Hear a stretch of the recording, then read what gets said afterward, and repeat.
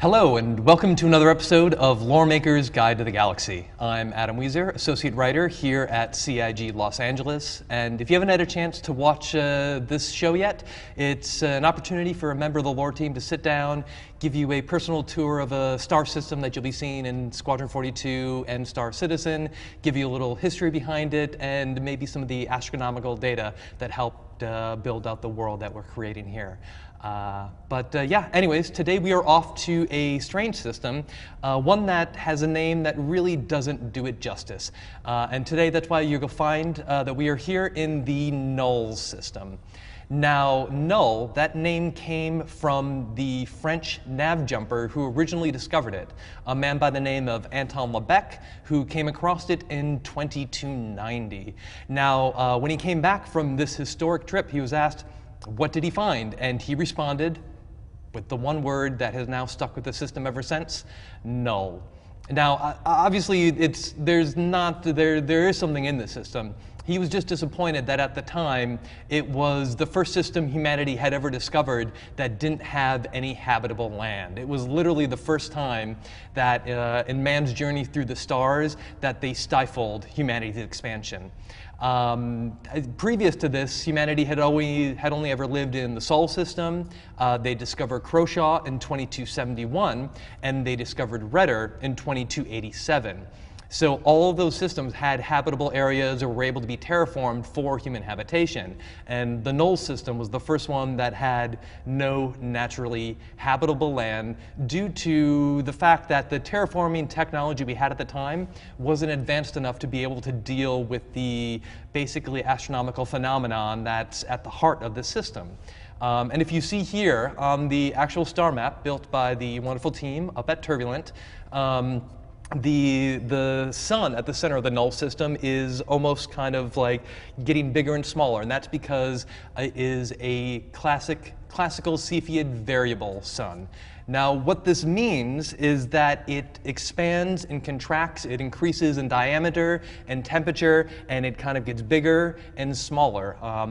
Being a classical Cepheid means that it does this in a very kind of like regular behavior, which is great for astronomers because they can see the brightness and the time and the amplitude that it changes, and it's very consistent. So as a marker in the star in the sky to be able to watch and kind of judge stuff by, it's great for astronomy purposes, but makes it absolutely terrible for human habitation.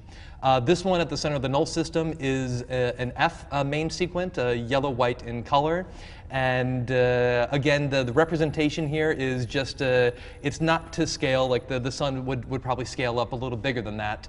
But if we dig on in and see exactly why we never really were able to habitate here, we will go to the first system or the first planet in the system, Null 1. Now this is a dwarf planet, it's a rocky dwarf planet. Obviously extremely uninhabitable because of its location. When the sun does expand, it burns away more and more of this dwarf planet every single time. So no reason for you to ever go and visit Null 1. Null 2 is just a little bit further out. And this is an iron planet, which the core of the planet has actually been exposed due to all the heat of the expanding sun in the system, and it's actually cracked it so the gases can be seen leaving from the crack in the mantle of this planet. Of course, there might be valuable minerals there, but its proximity to the sun makes it a place that you're not going to want to visit. Now, if we actually back out a little bit further, we're still in the Null system here. We're going all the way back, and here you go. Here is the first planet in the system by the name of Cole that humans have actually spent some time and actually have a little bit of space on. Now, even though humanity's terraforming has never really advanced to the point where they wanted to do anything in this system, there were 3 different times that we tried to see if we could figure it out. They were all quickly abandoned. One of those attempts was at a research station, which is here on the planet of Cole. The landing zone is named Char, very, very aptly, because as you can see as we kind of like back out from this planet, it's on the very edge of the habitable zone. So as Lebesque's first description of this planet was, it's barely habitable when the sun is small. So when it expands, when it goes into one of its phases, it makes life even more unbearable here on Cole. It has an atmosphere that's also made up of ammonia and sulfur, which is toxic and means that environmental suits and respirators are needed just to even go to spend any time in the atmosphere, another mark against it. But again, an old research station named Char is located here. It was long since abandoned by the scientists, and various squatters have moved in over the years, though again, the population is very low. If we back on out again, we'll go out a little bit wider to the fourth planet in the system, which is Null 4. Now this is a gas giant which is has a constant electrical storm kind of raging across the surface. It's really beautiful, and it's something that's visually very stunning, but it's also very deadly. That means ships that might get a little bit too close to try to get that perfect photo opportunity, or those who are even foolish enough to think that maybe they could try to refuel or something from this gas giant, can meet with grave danger and even have their ships destroyed.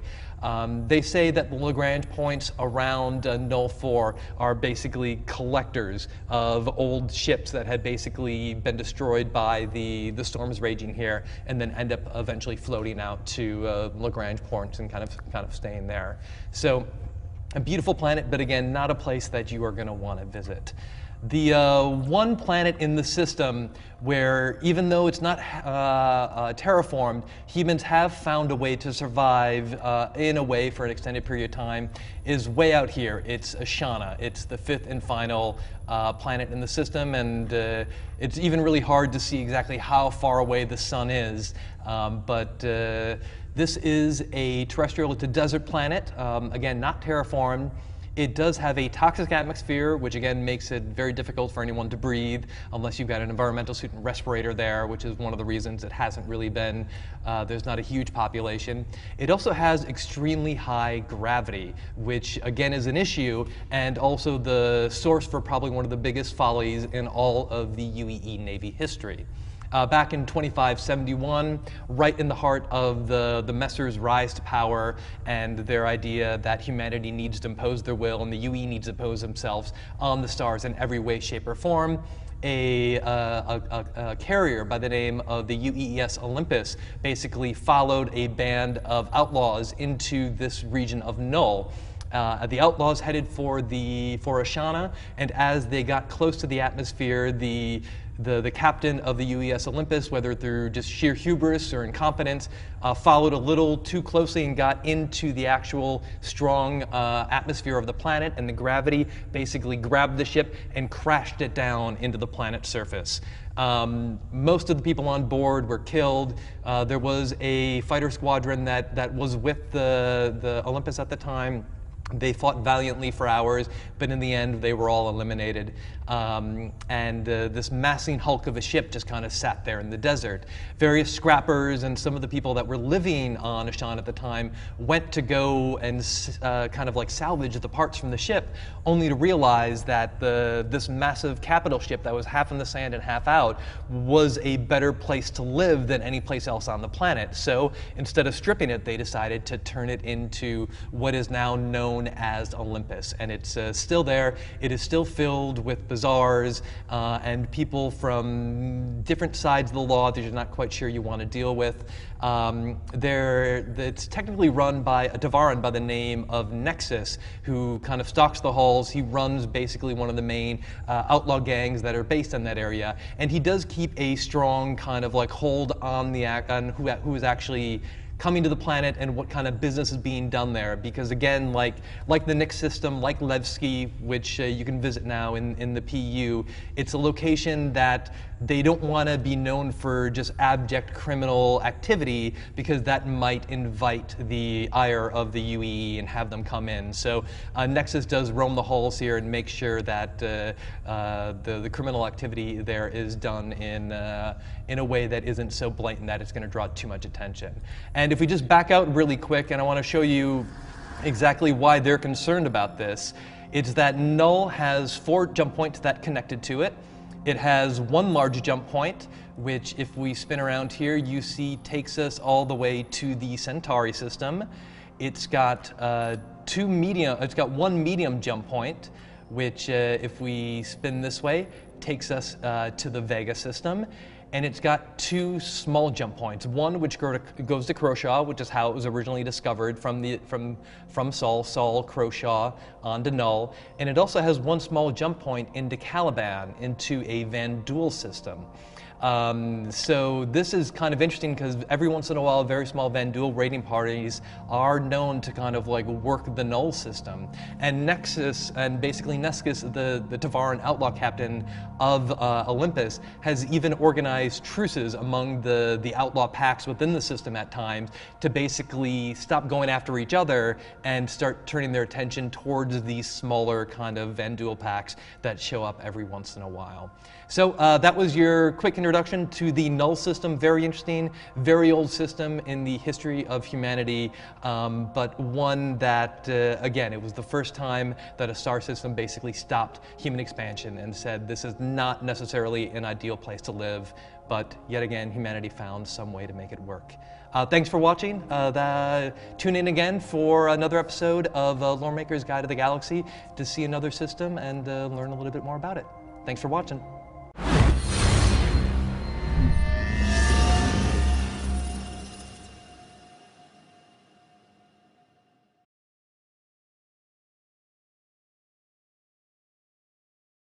Thanks for watching. For the latest and greatest in Star Citizen and Squadron 42, you can subscribe to our channel, or you can check out some of the other shows, and you can also head to our website at www.robertsspaceindustries.com. Thank you very much for watching.